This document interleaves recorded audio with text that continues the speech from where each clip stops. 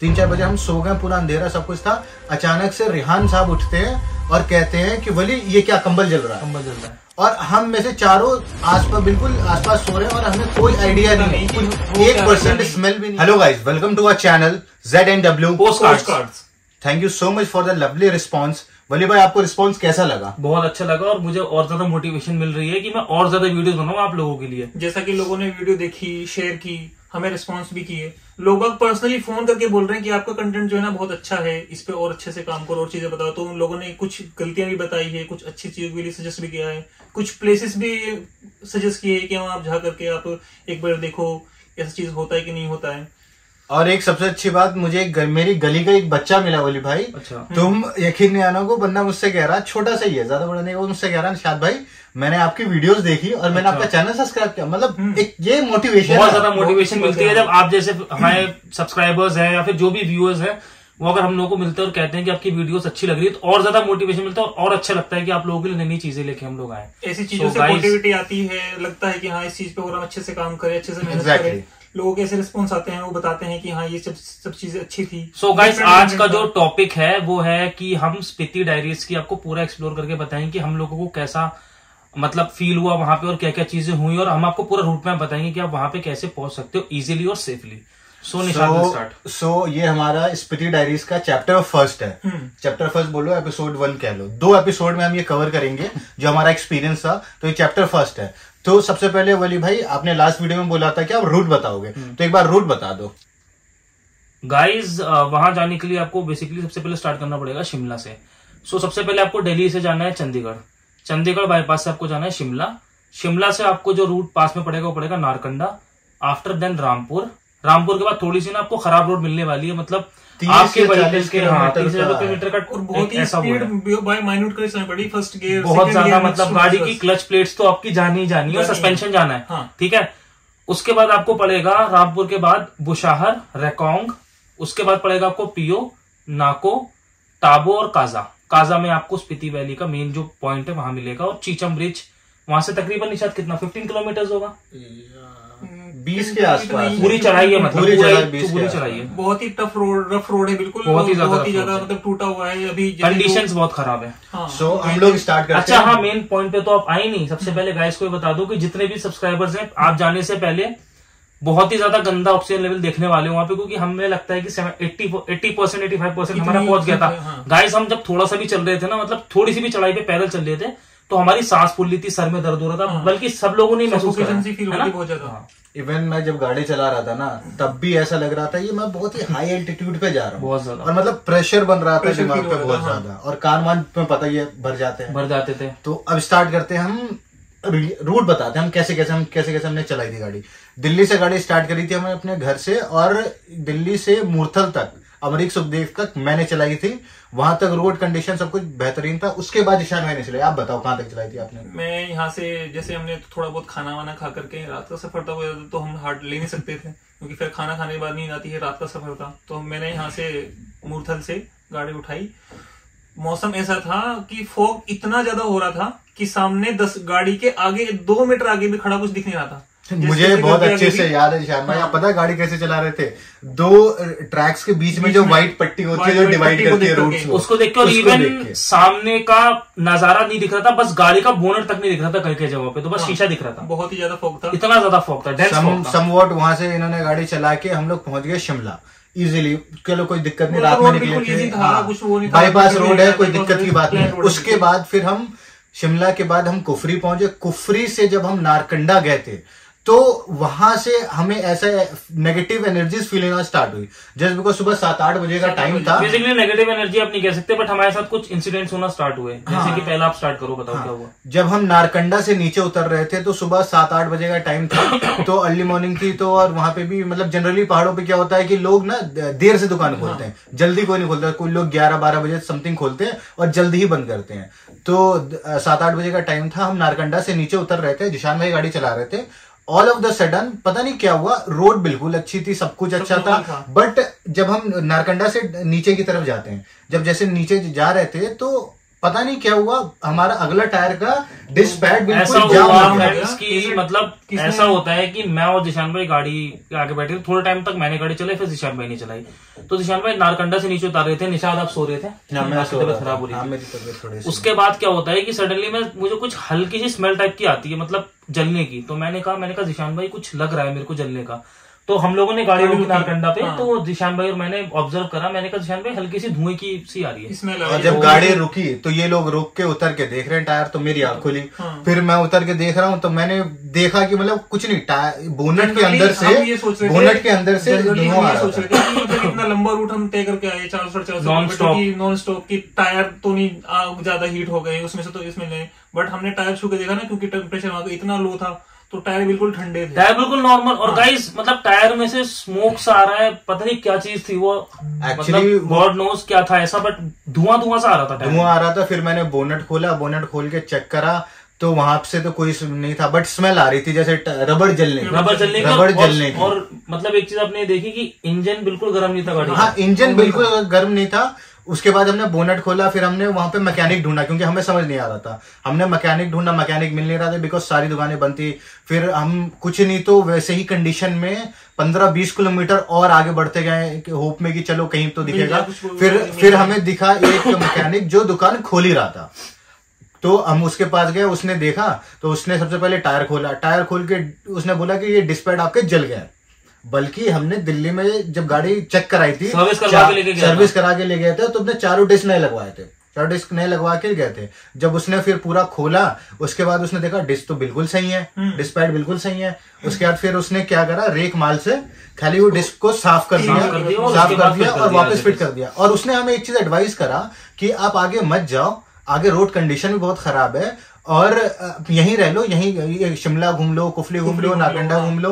But ये सब तो हमारा ऑलरेडी कवर्ड था, तो हमने सोचा चलो कोई नहीं, रिस्क लेते हैं और चलते हैं। और वो कह रहे थे कि आपको खतरा भी मिल सकता है, सो आई डोंट नो दैट वो किस खतरे की बात कर रहे थे, या रोड्स खराब थी, लेकिन वो मतलब कुछ एग्जैक्टली बता नहीं पा रहे थे कि क्या चीज गलत हो सकती है। हमने उस टाइम के लिए हमने इग्नोर कर दिया कि क्या चीज हो सकती है, और फिर आगे जो हुआ है वो तो हम लोग जानते हैं। फील हुआ ना, वो आपको बताएंगे आगे वीडियोस में अपनी कि कैसा था, क्या सिनेरियो रहे थे, किस चीज पे बात हुई थी। तो गाइस स्टार्ट ऐसे होता है कि हम लोग जब पहला केस था हमारा नारकंडा का केस था पहला, वो हमने सॉर्ट आउट करके हमने चलो कोई दिक्कत नहीं, हमने बहुत ही लाइट लिया उसी कि चलिए कुछ हो सकता है, लंबा चला के आ रहे हैं तो हो सकता है। और हाँ, उससे पहले मैं आपको चीजें बताना चाहता हूँ कि आपने सुना होगा लोगों से कि मतलब हमारे बड़े बूढ़े भी कहते हैं, और जो मतलब लोग जाते हैं वो कहते हैं कि कभी भी पहाड़ों पे रात में गाड़ी नहीं चलानी चाहिए। और हमने तो रात उसके पीछे वजह है, और हम लोगों ने मतलब हमारी इग्नोर करके हमने रात में ही गाड़ी चलाई। हम बहुत शेर बन रहे थे ना, तो हमारे साथ हुआ, तभी हमें आज ये फील हुआ था। उस दिन के बाद से हम तीनों बहुत जाते हैं घूमने के लिए, बट हम लोगों ने फैसला करा कि कभी भी रात में पहाड़ पे गाड़ी नहीं चलानी, स्पेशली पहाड़ों पे,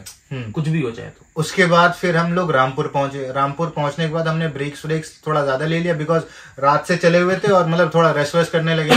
तो शाम का टाइम हो गया, सूरज ढलने लग गया।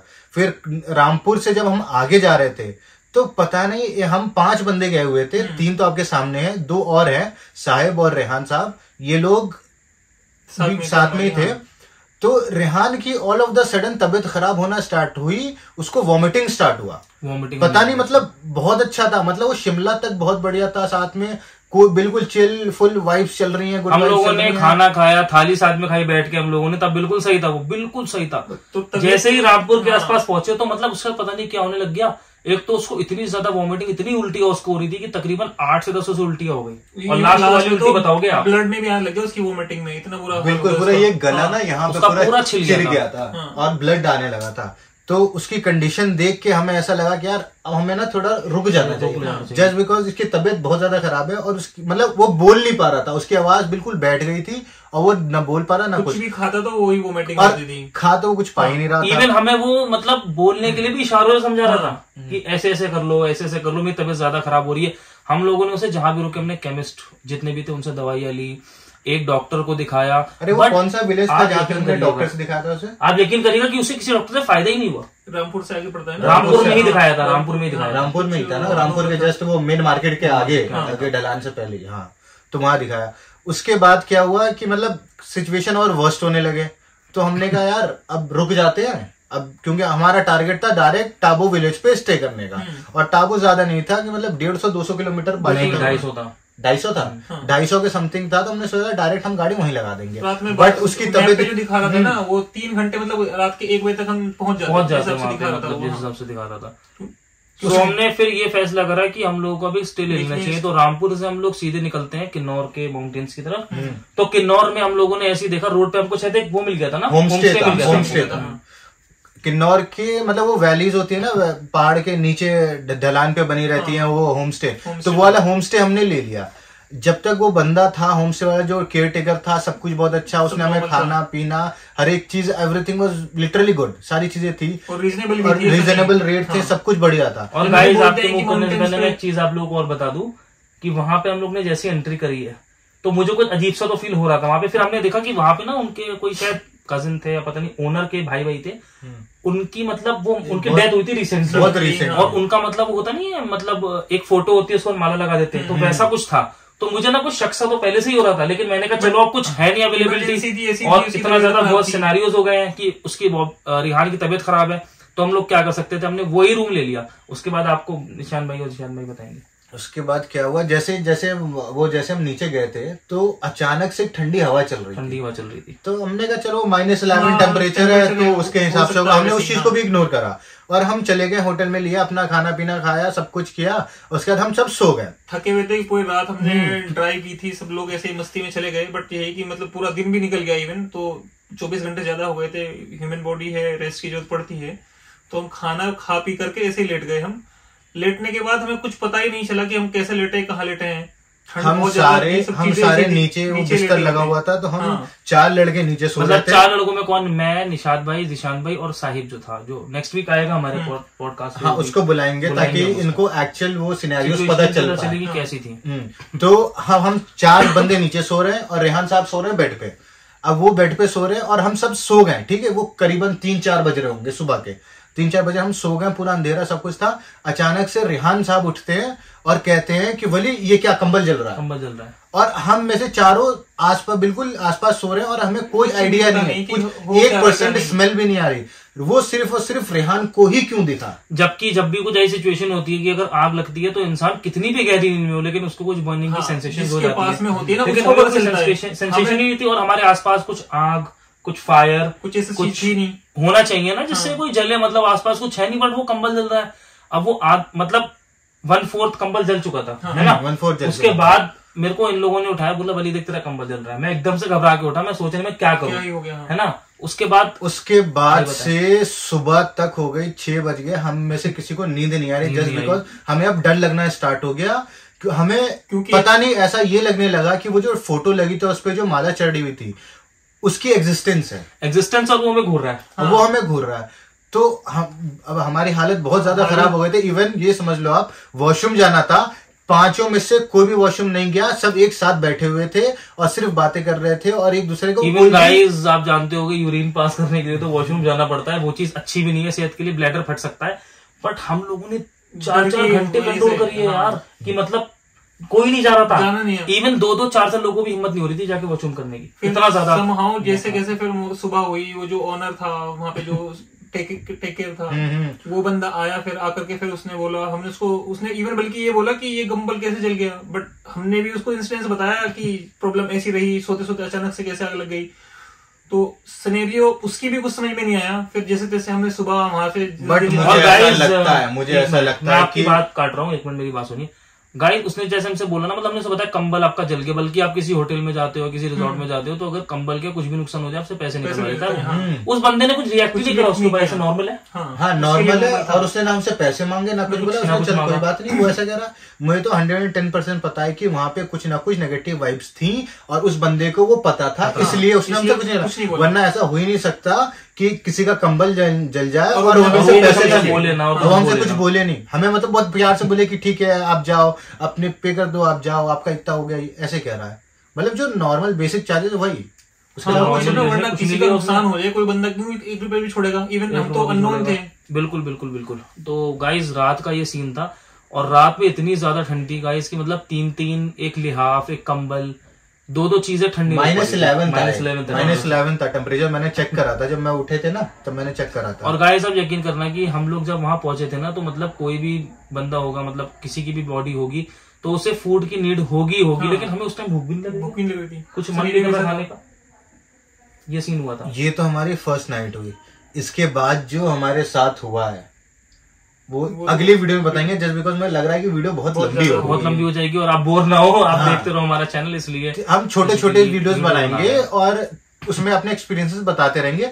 आप कमेंट करिए उसमें आपको क्या पार्ट अच्छा लगा और क्या नहीं अच्छा लगा। अगर आपके साथ भी सेम चीजें फील हुई हैं तो आप शेयर करो। हाँ, बताइए हमें अपना एक्सपीरियंस शेयर कीजिए, फिर हम बताएंगे उसमें कि हाँ हमारे साथ भी इंसिडेंट्स हुए हैं, ऐसी चीजें थी। हो सकता है कि हमने उस चीज को इग्नोर कर दे उसे फॉर टाइम, या हमारे वो चीज याद नहीं आ रही हो, आप लोग बताओगे, हमें सजेस्ट करोगे, उसके लिए भी फिर हम दोबारा कंटेंट कुछ नया बनाए आपके लिए। अच्छा हाँ guys, just to tell you that like अगर आपके साथ कोई इंसिडेंट हुआ है तो लास्ट में मैं आपको ना एक बार डिस्क्रिप्शन बॉक्स में अपना इंस्टाग्राम लिंक डाल दूंगा।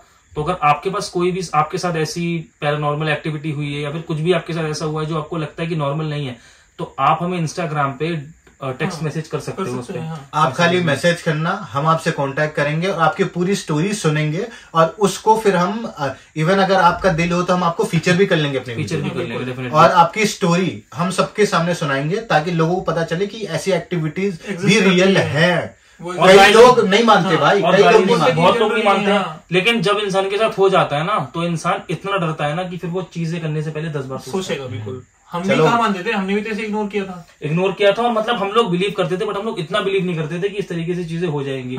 सो और हम ये भी बताना चाहते हैं कि अगर कोई इंटरेस्टेड हो अपनी स्टोरी शेयर करने में, वो इंस्टाग्राम पे कर सकता है। बट अगर किसी को हमारे पॉडकास्ट चैनल अच्छा लगता है और उसको मन करता है यहाँ पे आने का और हमसे बात करने का, तो please you are most welcome.